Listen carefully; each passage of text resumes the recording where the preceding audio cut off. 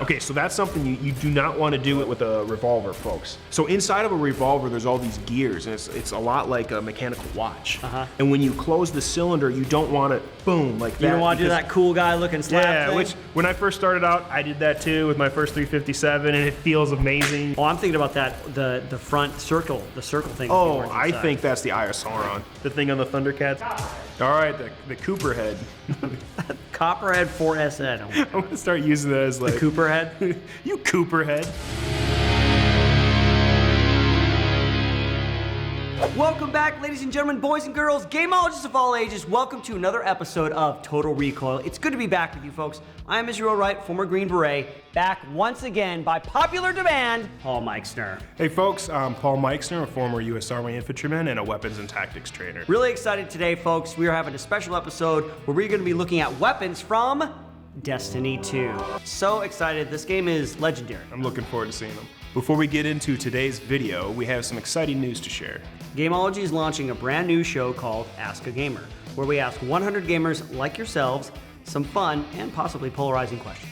We'd love for you, yes you, to be a part of the show. Right now we are taking fan submissions for the next episode. If interested, you can submit your footage using the link below. We can't wait to hear from you. Let's get on it. Okay, looks like a shotgun. Yeah. All right. Most of my shotguns just have a bead up front. Well, yeah, do you really, I mean, know? shotguns for the distance that you're trying to shoot at, do you really need a front sight? Well, it makes a huge difference. So like these micro red dots that they're putting on pistols now, you can mount them on shotguns and they're super effective. But in a combat scenario, shotguns are rarely used for distance. I've used a shotgun in a couple of raids because I was a saw gunner most of the time when I was hitting houses. Yep. And the key with shotguns really is, especially pump gun, is keeping them running. Now that being said, the recoil, recoil's tough to mitigate. You can actually do better, so like most shotguns are 12 gauge, but if you want to run a 20 gauge, it's just as effective for human targets, and there's a lot less recoil. You know, in the video game world, it's interesting. I wonder if you guys can tell us in the comments, the shotgun is usually deadly up close, right? Yeah. And not for long range. Is it still the same way? That tends to be the... Like the way it's loading looks super realistic, that's how you load most shotguns. Yeah. But what's interesting, so it looks like it might be some type of rail on top. And I gotta apply some realism here to see what this would be like in real life. And since this is set in the future, I believe it. It looks like a functional shotgun. Has a pistol grip, which is fine. You can change out buttstocks on like old school guns for like a pistol grip or not, which I like to do for a turkey gun. Most hunting shotguns have the traditional buttstock in the back like an old school rifle, but turkey guns have pistols. Yeah, pistol shot, which is interesting, right? So this is neat. Ooh, I like it.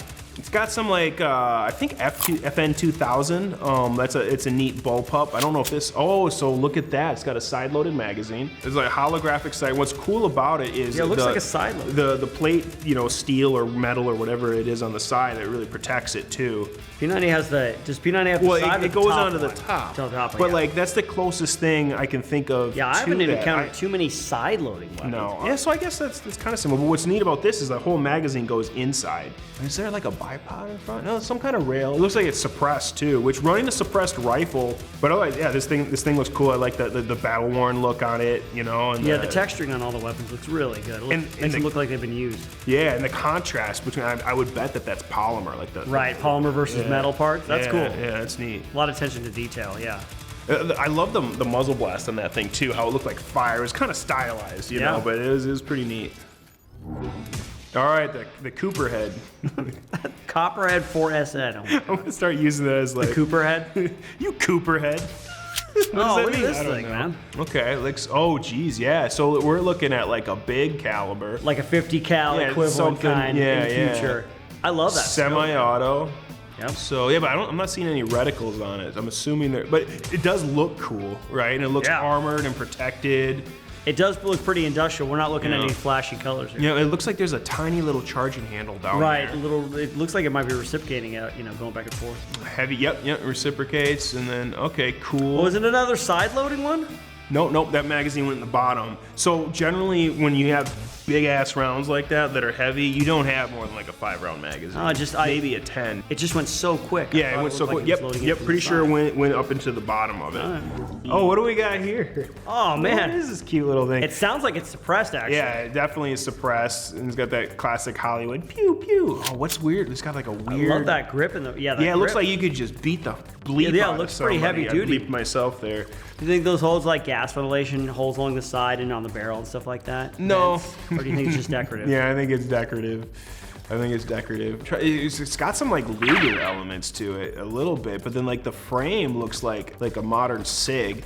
There's a slide, like, oh man, it's really far back, the slide lock. Yeah, Otherwise, right. I don't see any other controls. Like you can see the knurling, the nut that either holds, I don't know if that's part of the suppressor or part of the, the barrel. Huh. But that's neat, I like that detail. And the paint's kind of faded, it's beat up, like the material, it looks like it's used. But I don't know if this goes, let us know if this goes full auto and let us know what you think of it. So far, I'm loving all these designs. We'll see. I'm looking forward to it. Oh, okay. Looks like, is that a gas, like a canister kind of thing? Almost, yeah, or? so I wonder if it's shooting plasma. And the reason I say that is because there's like a canister that could hold some type of gas or energy in the back. This is probably the most fantastical one that we've seen so far, but I'm still buying it. It looks like it was manufactured. It looks like it could make sense. Yeah. So, I mean, look at that tube right there with like, maybe that's like to vent gases or maybe it's a shoulder thing that goes up in the middle. I'm gonna beat that joke into the ground. You just ride that horse until it's dead. We're doing it, the zombie horse. Looks like the charging handle's on top, much like an Uzi. Oh, I'm thinking about that, the front circle, the circle thing. Oh, I think that's the Eye of Sauron. The thing on the Thundercats. That's where it went to? Yeah. Oh yeah, that's the Eye of Ra, Yeah. Super high rate of fire. Yeah, super high rate of fire, I love that. This dude or gal has some great mag changes. Okay, so the mag is going to the pistol grip. It was fantastical, it was very sci-fi, but I believed it, so. Okay, almost like an AK thing going on here. Yeah, the charging handle on the other side. Sounds very AK-like. But it's a much bigger bullet for sure. Yeah, it definitely looks like AK derivative, some type of Kalashnikov inspiration. The only issue I'm having with some of these is their sights. I think on every one I've seen so far, I've kind of had being a little picky with the sights. Because like, what's the point? Like, where's the front? Is that the front sight? Is that the rear? That's a little annoying. I mean, you can see the bolt in this too, which is cool.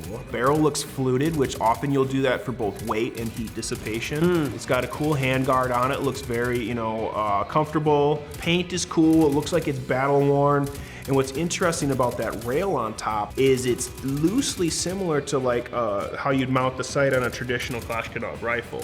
We're seeing a little bit more of the action in back. This is definitely AK inspired though. Even that back cover, you can see it's almost the shape looks of it. Something like It doesn't look like it's removable. It doesn't have that button to take it off. The little nubby guy. Okay, so we got a like big a ass revolver? revolver right now. Okay, so I'm starting to realize that there's not a rear sight post, but it looks like one of those holographic things that come out of it. And maybe in the future it's so reliable, like it never fails. I don't know why they would do this, but it looks like a double action revolver, but you can't draw the hammer back. So often with double action revolvers, when they delete the hammer, or sometimes they'll have like just this little thing on a slide, but it's so it doesn't snag, it's for concealed carry. So I don't know why you do that for something this big, and I'm curious what that thing is on the bottom. I wonder if it's like a light. Okay, so that's something you do not want to do with a revolver, folks. So inside of a revolver, there's all these gears, and it's a lot like a mechanical watch. And if you have a malfunction with your pistol, tap, rack, bang, or it's still not working, drop the mag, put a new mag in, and then tap, rack, bang. That usually fixes your problem, and then you're good to go. When you have a malfunction with a revolver, you're usually not fixing that on the spot. You now have a club, basically. And so to prevent malfunctions, there's certain revolver etiquette. And when you close the cylinder, you don't want it, boom, like that. You don't want to do that cool guy looking slap thing? Which when I first started out, I did that too with my first 357, and it feels amazing. So realistically, so cool. That's not actually good for the weapon. You want to push on the swing arm. I just spit all over the floor right there. I'm so offended. Push on the you want to push on the swing arm because then all the weight and everything is on that instead of like torquing it around. Because once your revolver gets out of time, you can't use it anymore. I mean, you can get it fixed, but like you don't want it to break when you need it. Does not compute. That is so. I love that. Oh. You know what's semi-auto rifle? Well, it might be select fire, but what's fascinating about this is the round count indicator. Oh, and it's a bullpup. It doesn't hold a lot of rounds, so it must be big rounds, which probably means it's not gonna be full auto. Love that neon retro sight they got there. Yeah, that's cool. Looks like it's attached, like it comes with it. I like having a big guard like that, you know, and you could, smack somebody when you run out of ammo or get too close. But I like the knurling on the charging handle right there. Don't know what the silly things are on the side. Maybe just like little digital readout things. Yeah. Another nice touch about this is you see all the edges look like the paint's worn out on it. Like that's so cool. Cool. Yeah. I love that they put that high marks for all the paint jobs on all these weapons. And so I'm betting just from like gameplay and everything. I mean, look at that. It kind of has some Tavor like inspiration going on there from the profile. I wonder if this is one of those like one shot, one kill just for video game play, because like more powerful round. Yeah, it doesn't have as many rounds to it, Right. All right. We got this semi-auto, real super sleek futuristic design. Yeah, looking. super futuristic It makes me look. think of like Fast and the Furious, the original with like their undercarriage lighting and like all the, that like the fiber optic lighting you can put on the trim of your cars. Yep. Yeah, the neon trim there. I've never seen one where there's just two lines and then a dot in the middle. I don't know the practical application of that at all. Like I don't, but if it draws the eye to your target quicker, go for it. Like you said, profile looks almost like an energy weapon. Yep. It's got, you can see the electrical cables and an stuff. energy weapon with a muzzle flash, and I like the art direction on it. That's pretty neat. Oh, the gloves that dude's wearing is cool too. Focus. Yeah, right. But yeah, I like all the ridges. It looks like it's like vacuum or ejected molded plastic. That's what I was trying to think of the other day. Oh, with the other. Okay. Yeah, so it looks like some polymer that's injection molded, which is used on a lot of firearms right now, and it's very durable and very reliable. For this world, this is probably actually my favorite coloring. I love the purple. I like purple too. It's cool, man. Yeah. Like the right purple, the wrong purple, you're like, eh. Like the right purple, you're like, it draws you in. It's the glowing purple. Yeah. Work with this EP guy who's like tatted up and used to work in a gang unit and do undercover and stuff, and like that purple's his favorite color. So I like purple. You like purple? I like purple. Paul, that was a lot of fun looking at some of these weapons. A lot of them more grounded and stuff because obviously there's hundreds of weapons in Destiny 2. Not all of them look as real world as these ones did. That's what you were saying. Yeah, so. What do you think? So it was neat to see something I would relate with more than something super sci-fi and super fantasy. But yeah, let us know in the comments what your favorite firearm was in the ones that we reviewed today or talked about, because I'd love to know. And then also, what's your favorite one overall? Because maybe they'll have me back for part 2. Fingers crossed. If you want to see more videos like this, folks, check out Gameology's Facebook and YouTube page. If you want to hang out with me a little bit more, head over to ShiftFire on YouTube, where me and Cameron mix it up. Paul, where can people get a hold of you online? So you can find me on Instagram at Mav11B. Also, I have a podcast called Thunderpunk Radio, which is we're expanding to more platforms right now. Right on, folks. We'll see you on the next Total Recoil. Take it easy.